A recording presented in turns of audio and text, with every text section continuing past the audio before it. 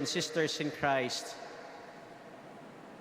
at sa ngalan po ni Monsignor Rolly at ni Father Viel, we welcome you all to the Manila Cathedral, especially to our devotees and to the many pilgrims who came here on this beautiful Sunday evening.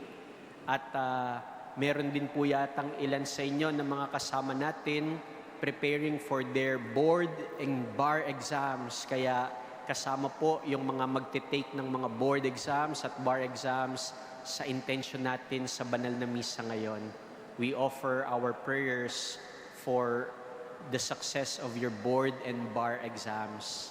Pwede po ba na tanda din ng maganda at pinagpalang gabi na nagkasama-sama tayo, batiin nyo din yung mga katabi naman ninyo. No? Sabihin nyo sa katabi nyo, salamat sa Diyos, katabi kita ngayon. And truly, we thank God for gathering us to celebrate this Eucharist together. No? Matapos po ang ilang mga linggo at mga araw na sunod-sunod ng mga ulan at mga baha pa, salamat sa Diyos na tayong lahat ay tinipon ngayon dito sa Manila Cathedral para ipagdiwang itong banal na misa. No? Mga kapatid, usong-uso po ngayon dito sa atin yung mga survey, no? Sa politika na lamang, lalo sa political landscape natin dito sa Pilipinas, at kapag ka malapit na yung eleksyon, merong survey. Sa mga gustong mag-open ng business o ng kanilang negosyo, they conduct surveys. At kahit na sa mga estudyante, sa mga mag-aaral, they do their research work, bahagi ng kanilang pag-aaral, meron ding mga survey.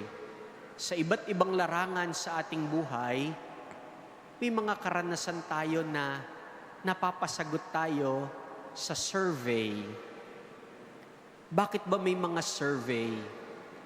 Sapagkat sinusukat nito yung opinyon. Inaalam nito yung kuro-kuro o yung palagay ng mga tao. Kaya nagkakaroon ng survey. Sa gospel na narinig po natin ngayon, tila gumawa rin ng Panginoon ng isang survey. He asked His disciples, "Who do people say that the Son of Man is?" Sino raw ako ayon sa mga tao? Tanong ni Jesus. At ang sagot nila, sabi po ng ilan, kayo raw po si Juan Bautista. Ang sabi naman ng iba, kayo raw po si Elias. At may nagsasabi pang kayo si Jeremias o isa pa sa mga propeta. No? Madaling nasagot ng mga alagad yung tanong dahil inuulit lang nila yung narinig nila sa ibang tao kung sino ba si Jesus. Pero pagkatapos, naging personal yung tanong ng Panginoon. But who do you say that I am? Mas ginawa niyang personal sa kanyang mga alagad yung tanong. Kayo naman, anong sabi ninyo? Sino ba ako sa inyo? At hindi lang po ito simpleng tanong kung ano ba yung alam natin, ano ba yung pagkakakilala natin tungkol kay Jesus. Hindi ito tungkol sa opinion lang o sinasabi ng mga tao tungkol sa Kanya. Yung tanong ay ibinabalik din sa ating lahat ngayon.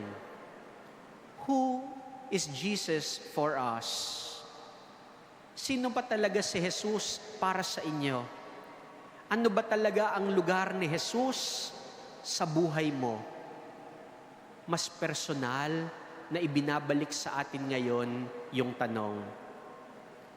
At para makilala at masundan natin kung sino ba talaga si Jesus, kailangan daw po natin ng dalawang bagay. No? Una, yung tamang kaalaman. At pangalawa, yung tamang pagkilala. Can you repeat that again? Tamang kaalaman, tamang pagkilala. Sabay-sabay po kayo. Sabihin nga ulit ninyo yon. Tamang kaalaman at tamang pagkilala. No?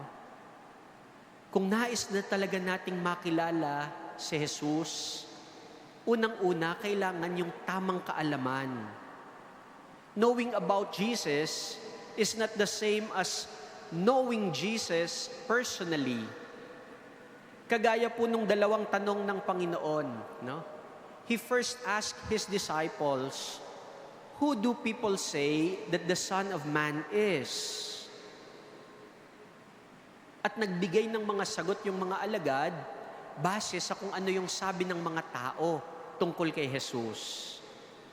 Pero nagbigay siya ulit ng pangalawa at mas personal na tanong, "But who do you say that I am?" No? Upang makilala po natin ng Panginoon, kailangan natin makinig sa sinasabi ng iba. Ano ba yung itinuturo sa atin ng ating mga magulang, ng mga nakatatanda sa atin? Ano ba yung itinuro nila sa atin tungkol kay Jesus? Ano yung sinasabi sa atin ng mga pari, ng mga madre, ng mga teacher natin sa religion, o yung ating mga catechists? Yung mga taong tunay na nakakaalam at nagtuturo tungkol sa ating Kristiyanong pananampalataya. Sila ang tumutulong sa atin na makilala si Jesus at maunawaan natin yung ating pananampalataya. Pero hindi po sapat na puro naririnig lamang natin tungkol kay Jesus yung sa sinasabi ng iba. Kailangan din natin na magkaroon ng sariling karanasan sa Diyos. Our personal encounter with the Lord. Kaya nga, kailangan nating makilala si Jesus personally sa pamamagitan ng pagbabasa natin ng Bible, sa pag-aaral natin ng Catechism of the Catholic Church, sa pagdalo natin sa mga banal na misa, sa pakikinig natin sa homily, sa pagninilay at pagdarasal natin, sa pag-aaral natin ng ating pananampalataya, diyan tayo nakakabuo ng sarili at mas personal na karanasan natin sa Diyos. Pero kailangan din po natin na maging maingat. No? We must be careful also. Kasi baka yung puro sariling opinion lamang natin, yung susundin natin, baka gumagawa lang din tayo ng sariling Jesus na gusto nating makilala at masundan. Yung bang tipong isang Jesus, isang Panginoon na ayon lang sa gusto natin. At doon tayo dapat maging maingat. Baka sa personal na opinion lang ng pagkakilala natin, ang trato tuloy natin sa Panginoon para na lang ATM or vending machine. No? Yung tipo bang kapag maghuhulog ka ng coin, expected mo may ibibigay.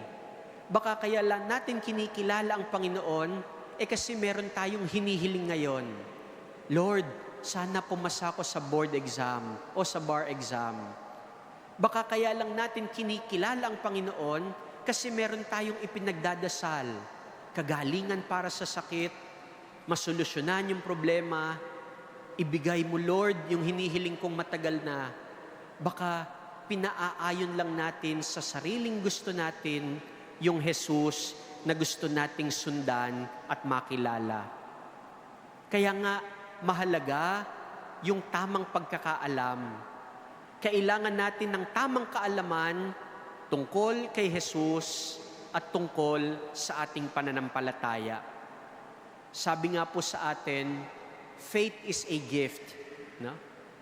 Regalo, biyaya ng Diyos yung pananampalataya na meron tayo. Pero ang regalong ito, kailangang lumago sa isang tunay at personal na relationship natin sa Panginoon. Because being a Christian is not simply about knowing many things about God. It is about encountering Jesus and allowing Him to really change our lives. Kaya kung nais talaga natin na makilala at masundan ng Panginoon, kailangan natin yung tamang kaalaman tungkol sa Kanya. Ikalawa, tamang pagkilala sa sarili. No? Knowing Jesus helps us discover who we are called to become. Narinig po natin yan sa first reading. No? Yung tungkol kay Shebna, isang high official in the palace of the king. No? Meron siyang mataas na posisyon at binigyan siya ng malaking kapangyarihan at tungkulin. Pero dahil din sa kanyang posisyon, nakalimutan niya kung sino siya at kung para saan ang katungkulan niya. Instead of using his position to serve God and the people, ginamit niya ito para sa sarili lamang niya. Kaya siya pinalitan ni Eliakim na mas karapat-dapat sa tungkuling iyon. Kuminsan, ganito rin po tayo, no? Kapag ka nawawala na yung connection natin sa Diyos, nakakalimutan na din natin kung sino tayo. Kung para kanino ba tayo nabubuhay at kung ano ba yung ating tunay na misyon. Akala po natin dahil may pera na, dahil may posisyon, dahil makapangyarihan, no? We can do whatever we want. We become lords of our money, of our positions, of our powers. Pero yung tunay po na pagkilala sa sarili, yan ay nagsisimula sa pagkilala na tayo, ang bawat isa sa atin, nilikha ng Diyos na kawangis at kalarawan niya. Kaya kung nais talaga natin na makilala at masundan si Jesus, mahalaga na kilala rin natin ang ating mga sarili. Hindi tayo ang Panginoon ng ating sarili. Tayo'y mga nilikha lamang ng Diyos. Tayo'y mga anak ng Diyos. And we were all created in the image and likeness of God. Tingnan nga po ninyo yung mga katabi ninyo. Kamukha pa ba yan ng larawan ng Diyos? No? Kamukha ba sila ng Diyos? O baka mukhang iba na yung Panginoon? No? Yung tunay na pagkilala sa sarili, nagsisimula sa pagkakilala na tayo ay nilikha ng Diyos, tayo ay mga anak niya. Kaya po, hindi lahat ay tungkol sa gusto lamang natin. Bilang mga anak ng Diyos, tinuturuan tayo sundin ang kalooban ng Diyos. Bilang mga nilikhang kalarawan ng Diyos at mga anak ng Diyos, tinuturuan niya tayo may tama at mali, may mabuti at masama, may dapat at hindi dapat. True freedom is not doing whatever we want. True freedom is choosing to live according to God's will. Biniyayaan tayo ng Diyos ng kalayaan para pumili. At sana, kung talagang kilala natin yung ating mga sarili, mas pinipili natin kung ano yung tama, kung ano yung totoo, kung ano yung mabuti. If Jesus is truly the center of our life, then our faith must be seen in the way we treat other people. Kung tunay po natin nakilala si Jesus, dapat makikita din may pagbabago na sa buhay natin. Kung tunay na kinikilala natin at sinusundan si Jesus, dapat nakikita yon sa pang-araw-araw na buhay natin, sa pakikitungo natin sa kapwa natin. Ibig sabihin, kung talagang may personal na ugnayan tayo kay Jesus, mas marunong na tayong magpatawad, kaysa magtanim ng galit. Mas marunong tayong maglingkod at tumulong sa kapwa kaysa maging makasarili at ganid. Mas mapagpasensya tayo at maunawain sa kapwa kaysa ang palaging nauuna ay yung init ng ulo at galit. Mas marunong tayong magmahal kahit alam natin kung minsan mahirap at masakit. Kaya minamahal ko mga kapatid, yung sagot natin sa personal na tanong ni Jesus ay hindi lamang natin na ipapahayag tuwing dumadalo tayo ng banal na misa, o tuwing tayo nagdadasal, o tuwing tayo nagre-retreat, o nagpapakabanal. Nakikirala din dapat ito at nakikita sa pamumuhay natin araw-araw, pagkatapos ng misa, paglabas natin sa simbahan. Today, my dear brothers and sisters, Jesus asks each one of us, "Who do you say that I am?" Sino ba ako para sa inyo? Hindi po sapat na sabihin lang din natin kagaya ng sinabi ni Simon Pedro, "You are the Christ." Kayo po ang Kristo, ang anak ng Diyos na buhay. Kailangan makita rin itong ating pagpapahayag ng pananampalataya sa paraan ng ating pamumuhay. Because at the end of the day, our life is our answer to Jesus' question. May knowing Jesus lead us to love Him more, follow Him faithfully, and serve others generously. Sapagkat kung tunay nating nakikilala si Jesus, hindi lamang yung buhay natin ang dapat nagbabago, kundi nagiging instrumento rin tayo upang mabago natin ang buhay ng ibang tao. Hilingin natin ngayon sa Panginoon itong dalawang biyayang ito.